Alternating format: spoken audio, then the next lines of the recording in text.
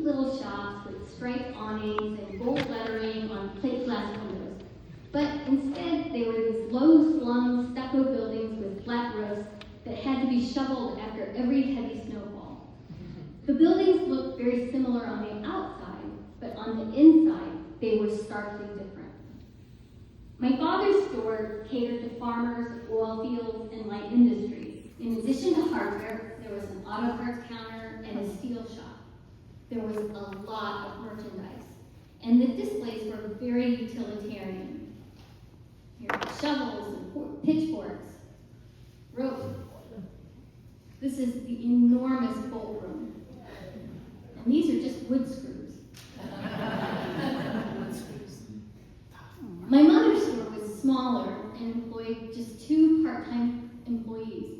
The woman in the photo on the right is Mrs. Mock. In addition to hardware, my mom sold gifts and housewares. People could rent carpet cleaners and a 5-gallon ice cream maker. Next to the cash register, you'll see there was a candy case. And customers often came in and they would buy just one piece of candy, and they would eat it off the piece of wax paper, and just so they could chat with my mother. And she was just a very good listener. Most of the items, like the Pyrex mixing bowl here, were displayed on beautiful antique oak cabinetry, and it came from an old hardware store that my parents had purchased. Here are tools, hand tools, and power tools. Many of the cases had merchandise mounted on orange felt boards. So the customer would point at the item on one side, and then the clerk would open up the adjacent door and pluck it out of the drawer. They were beautiful display cases, but it's not a very efficient way to sell hardware today. The nails were raked from the bins and weighed out on a scale, and then you wrapped the nails in brown paper and tied it with a string.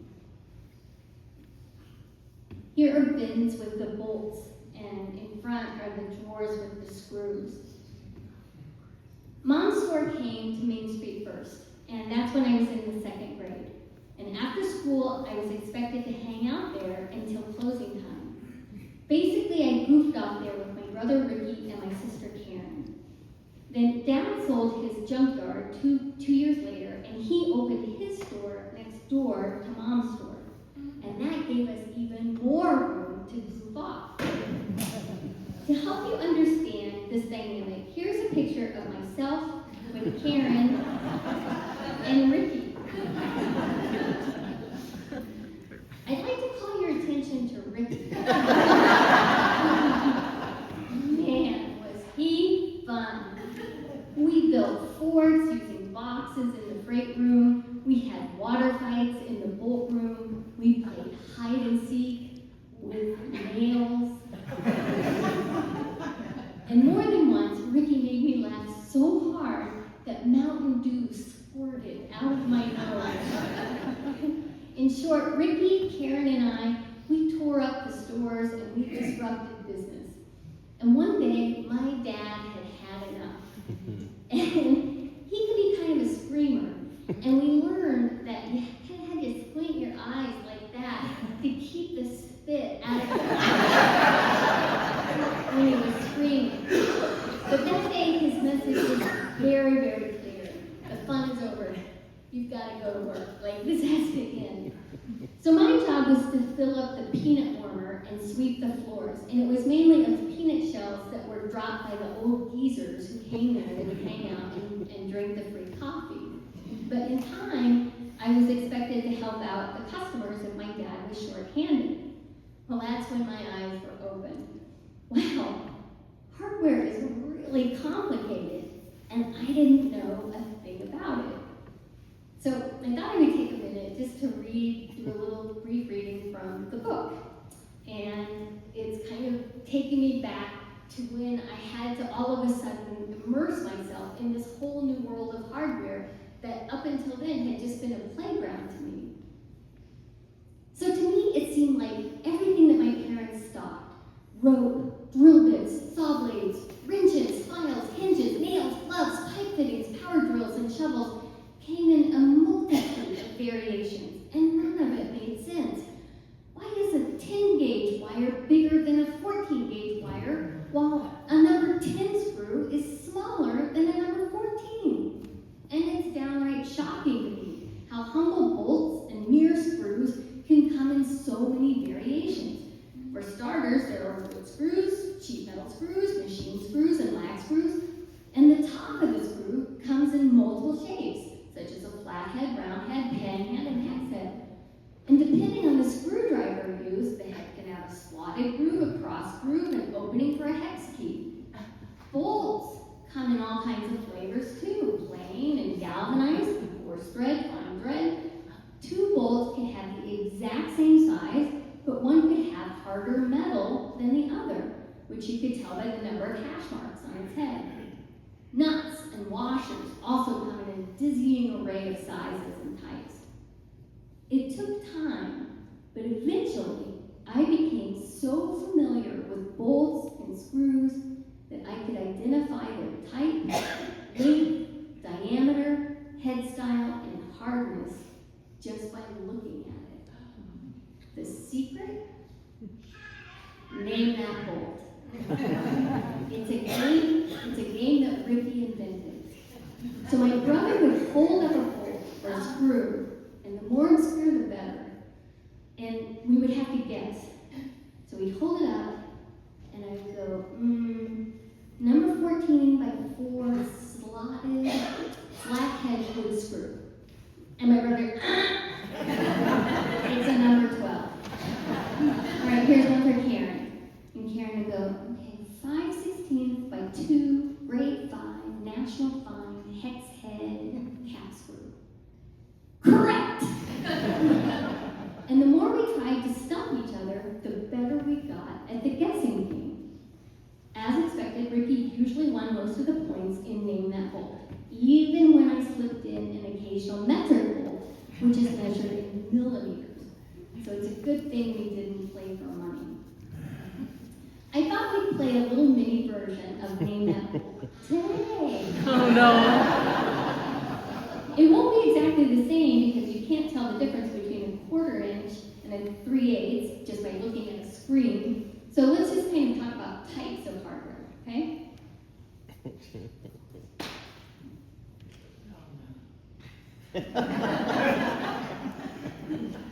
Okay, anyone know what this is? Carriage bolt. Carriage bolt, right. I've always thought that was a very antiquated game because we don't really ride in carriages anymore.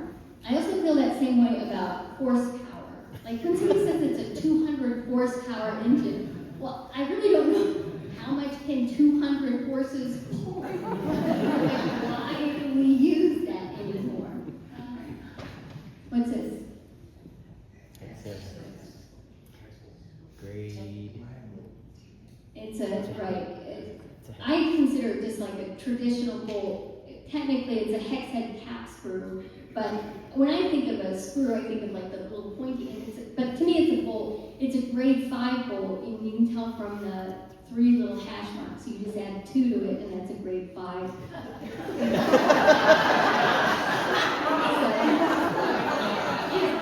If it had 6 hash marks, it would be grade 8, which is the hardest bolt. So here's the story.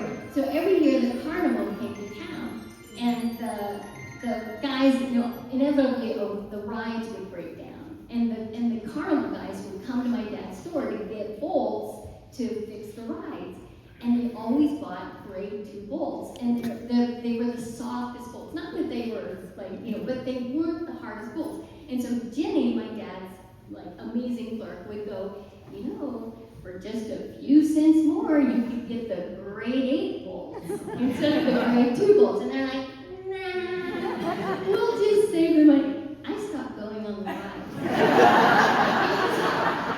If they're skipping on the bolts, what else are they skipping on? I'm not going to do that. I'm just not going to do it. Okay. What's that? Wood screw. Oops. Yeah. What pan head? Phillips. Cross. Right, it's a flathead Phillips screw. Okay, free hardback book to the first person who can say who a Phillips. Who invented the Phillips head? Mr. Phillips. There was a hand up. All right, who? Phillips? John Thompson. His name was John Thompson, and he sold the patent to a guy named Phillips, and he gets all the credit. Isn't it a shame? Yeah. So, next. What's that? Panhead what? Which screw? Panhead sheet metal screw. See all the threads go all the way to the top. This one. Hex head. Yeah. Could be metric. Socket cap screw. Fine thread. And then this one's really confusing because it goes by multiple names. Leg. What is that? It's a lag bolt. That's a, yeah, some people call it a lag screw, and some people call it a lag bolt. So, like, how hard can this be? I mean, like, one thing or the other, really. Okay. Okay, this one's hard because you can't see it close up. You can't really see. Well, we know it's a file. All right, well, right, we know it's a file. All right, but what kind of file is it? Okay. It's a bastard file. Okay, what's a bastard file? Does anyone know? It's what happens when two files have sex. That's what you get as a bastard. No. Okay.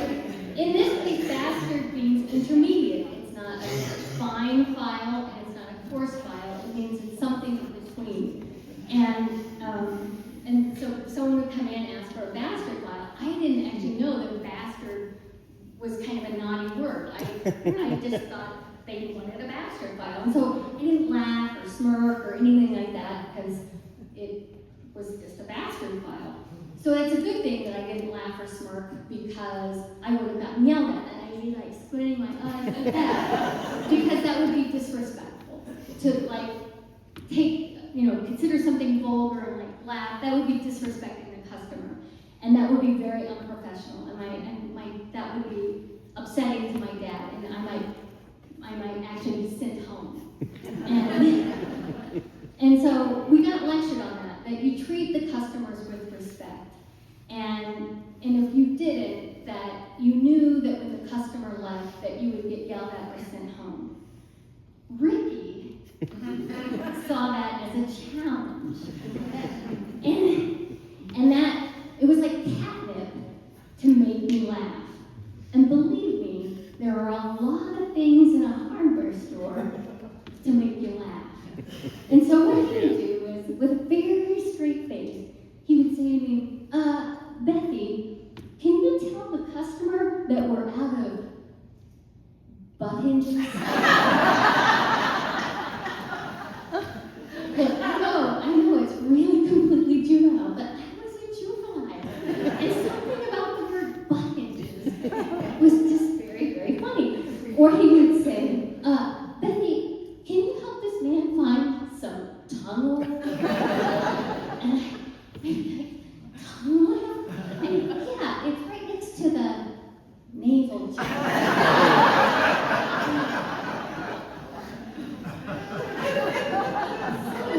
Somewhere along the way, I knew that I was going to get yelled at. And sure enough, after the customer left, I would get yelled at and maybe even sent home.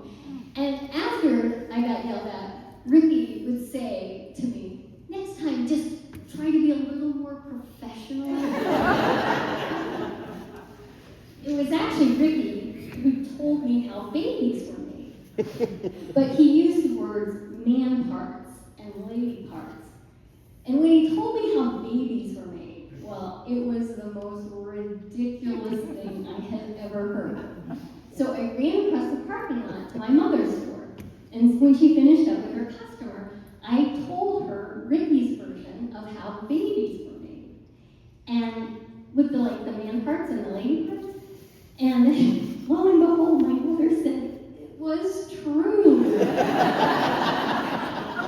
But rather than give me a long, windy explanation with explicit words like vagina and penis, my mother merely gave me a visual demonstration.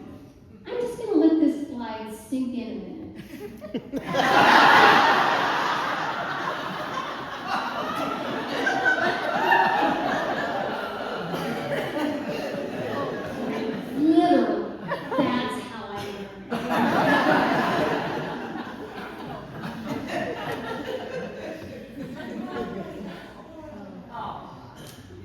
me as a high school senior. I have no idea what was going through my mind while that picture was being taken. I was probably worried about my hair or my skin at the moment. But here's the big picture. The stores were doing okay, but money was pretty tight. My mother had cancer, but it seemed like she was responding to treatment. I was happy in McPherson, but I wondered what else was out there. Everything just seemed so uncertain. Let's fast forward to today. If I could go back to my younger self, what would I tell her? First, I'd tell her maybe dial it back on the Mountain Dew a little bit. But then I want her to know that she worries too much about what everyone thinks. And I would want her to know that people who come from small towns can achieve just as much as folks from big cities. That people who go to state schools are just as good as people who go to Ivies. And that it's important to know how to fix things, or at least to try. And Dad was right. You treat people with respect, no matter what they look like or how much money they have. And most important, I would tell her that in the years ahead, it won't always be easy, but it's going to be okay. And that someday, you're going to be surrounded by the kindest people. And you're going to live in one of the most beautiful places on earth.